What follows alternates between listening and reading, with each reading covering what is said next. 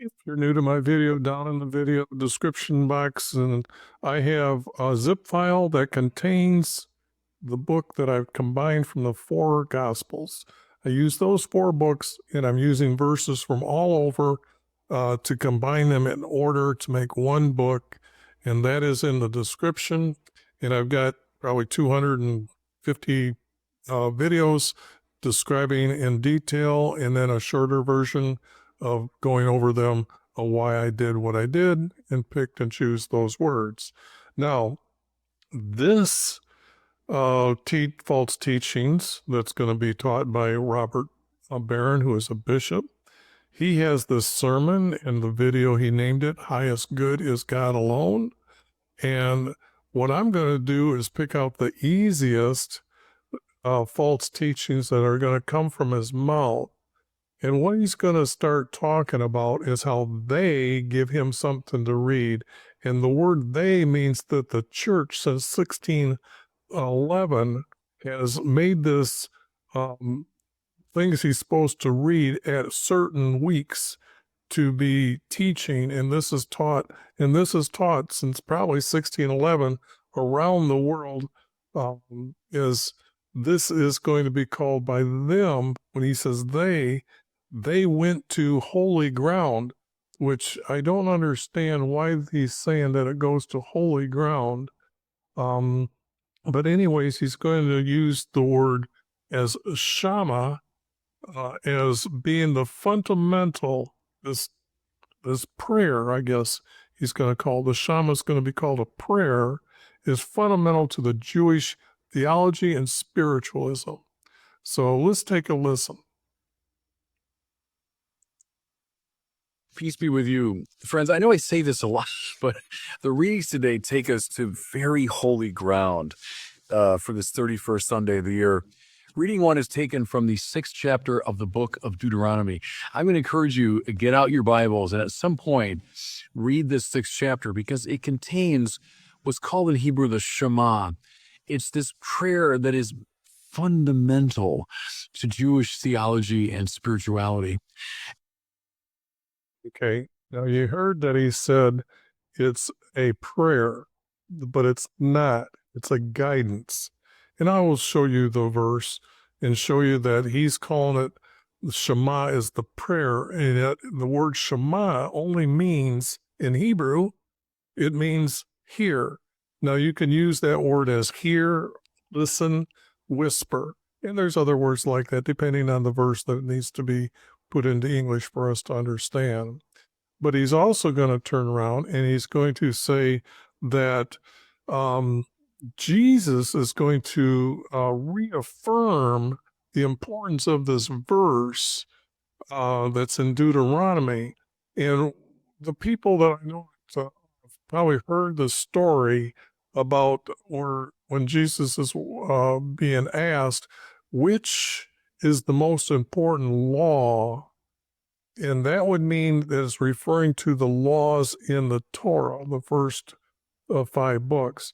But the only thing is there's more important things than the law. One is statutes. Those are, you have to obey, or our Creator was not going to allow you to be in his nation, okay? And there are the commandments, okay? Now, the commandments are very important, okay? So I will get into that a little bit later, but the first commandment talks about our Creator he is only him who you're supposed to obey, and not have any other creators put before him. So, but when Jesus is being asked of the law, he's actually teaching the first commandment and how you're to act and live by the first commandment. So, because the first commandment needs to be forgiven if you don't obey that commandment. So next he's going to tell you in this coming up that the Shema is a prayer to govern your lives. fundamental to Jewish theology and spirituality. Here's what makes it doubly sacred today is the gospel is a story of the person asking Jesus, what's the greatest teaching of the law? What's the most important law? And Jesus recites the Shema. So the Son of God, the Torah made flesh, is now affirming what we hear in Deuteronomy 6. It's like we can't get any more sacred or any clearer indication of how we should govern our lives. So what's the Shema? Well, you look in... Okay. This Shema, he says, is supposed to govern our lives. And I did explain that Jesus is teaching about a commandment, but you also are familiar with the next verse that after Jesus starts talking, you're supposed to love your Lord, your God, with all your heart and mind. So the thing here is he's going to mention that as important, but I'm telling you, Jesus is really teaching the first commandment, not a law. Now, this word that when it comes up to govern our lives, and he also said that this is the best example of how we're supposed to do it. Well, that's being against our Creator. Our Creator, when he brought them out of Egypt, he gave them the commandments, and he made it as an agreement with the nation Israel to live on the promised land. You must obey these commandments. He set up a whole tent for meeting and all these laws and how his priests are supposed to, if you did not obey any one of those commandments, they were supposed to bring a sin offering to be forgiven so they can stay on the land and not be cast out. And the thing here is when I say you're supposed to bring your sin offering, that's our Creator defining what a sin is, and it's a commandment that you did not obey. That's the list of sins that are being committed. Now, at first, the text earlier tells us about how anyone from the nation needs to be forgiven, but for us to enter Jesus' kingdom, we have to go by Jesus's gospel. The word gospel is supposed to mean Jesus is teaching about his nation. And he is telling them, after my body dies and I'm in heaven, when your body dies, I have the right to let you enter my kingdom to live in heaven with me. But the commandments are the words that you're supposed to be governed, because Jesus is allowed to forgive those. He teaches you that. I've got videos that talk about that as well in the description list. You'll find it. It's under the baptism. The thing here is this is the biggest false teaching that he's teaching, that this one Shema prayer is the one that you're supposed to govern your life by. It's not. The thing here is our Creator has given us the commandments for them to live by and for us to live by. Those are sins, and those need to be forgiven for us to enter into heaven. So he's going to now read from Deuteronomy 6:4, and I want you to listen to the word alone. He uses the word alone. Deuteronomy 6. And I'm going to read just the first famous line. Shema Yisrael Adonai Eloheinu Adonai Echad. That's Hebrew with a Chicago accent, by the way. What that means is, hear, Shema, listen, O Israel, the Lord our God is Lord alone. And then what follows, therefore you shall love the Lord your God with all your heart, with all your soul, and with all your strength. Okay, let me show you that verse here. This is Deuteronomy 6, and the Hebrew word that you heard them say right off the bat was Shema, which is the word hear, okay? And it can be used for other words. Like I said, it can be used for like listen, hear, and then it can be used for like whisper. So this is the International Version, Living Translation, King James Bible, and New King James Bible in the New American Standard. But the New American Standard has had this verse this way since I think since it started putting it into publish. The thing here is the King James. You can see one of the King James has switched the words around here, but these are using the word one. Now, when it comes up to selling copyrights of the Bible, everyone has to change words so to sell you a book, okay, and for them to make money. And so you can see that the New Living Translation had to change the word listen, or did change the word listen, and to the one to alone to become able so they could sell you text, not to be truthful, not to use the same words. They can't for copyright. Now, here's something that's really strange I want to point out. The letter O is not in the Hebrew language. There is a Hebrew word, though, for the word O, such as OH, but there is no single letter in the Hebrew language that is the English word letter O. So this letter should not exist in the text at all. Yet the translators in 1611 put over 1,009 times that they have to enter that letter. So cross them out in your Bible if you do that. Make sure you read it without reading that. I wouldn't even suggest to go by these Bibles at all. In fact, hopefully you'll go by what I've done, because what I'm doing is I'm actually using 20 books from the Hebrew side to show you the hidden formats by the first writer, and I put that all in order, scrambled and put them together like a puzzle. And then from the gospel, like that you can see in the description, I'm going to put that on the end, and we're going to have a complete story.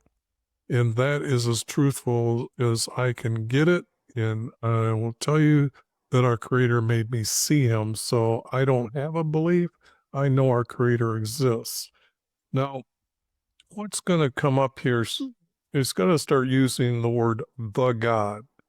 So let's go here and listen. Whoops, I got to get rid of this.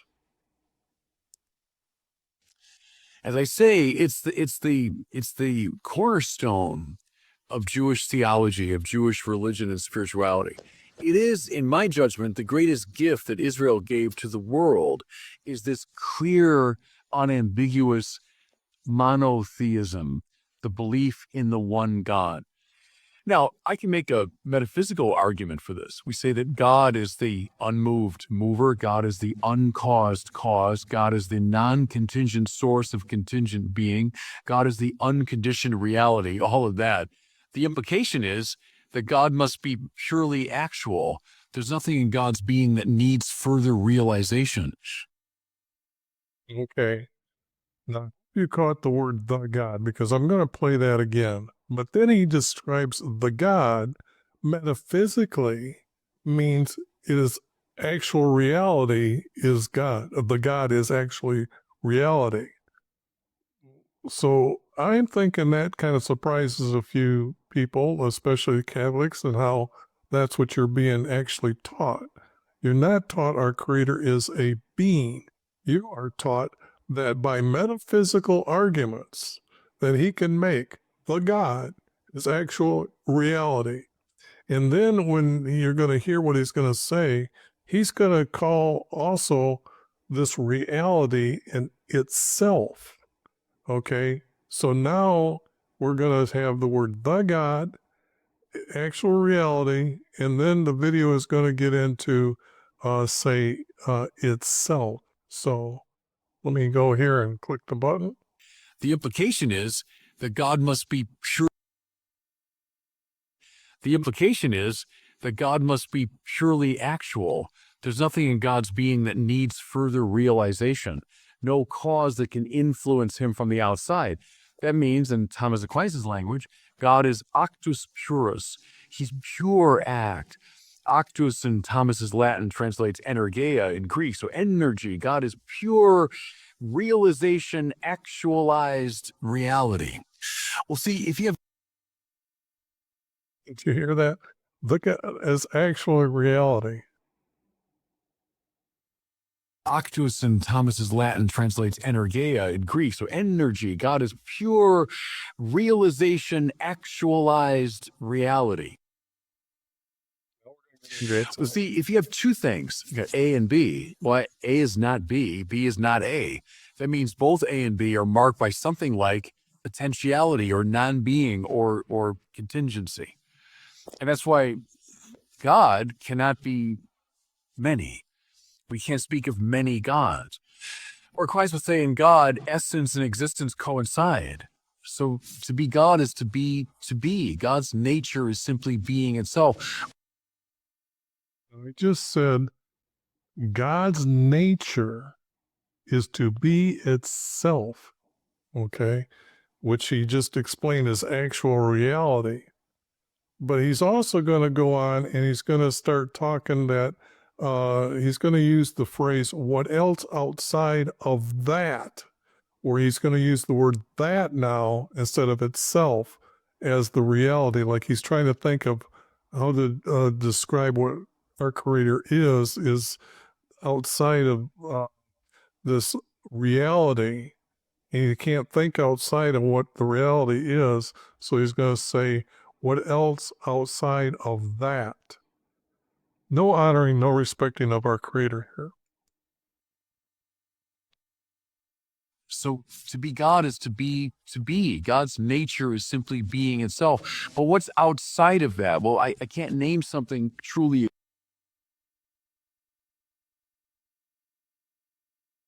So to be God is to be.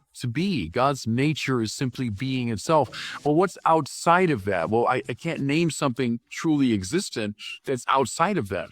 So God's unity is a metaphysical truth. Okay. Now, God's unity is a mythological truth. Did you Catholics understand that this is being taught on a certain day of the week that you go of one Sunday, another Sunday? That's why I'm going to take apart a lot of his verses for you, because I don't think you're paying attention to what's actually being taught. It's kind of like you don't need to show up there anymore and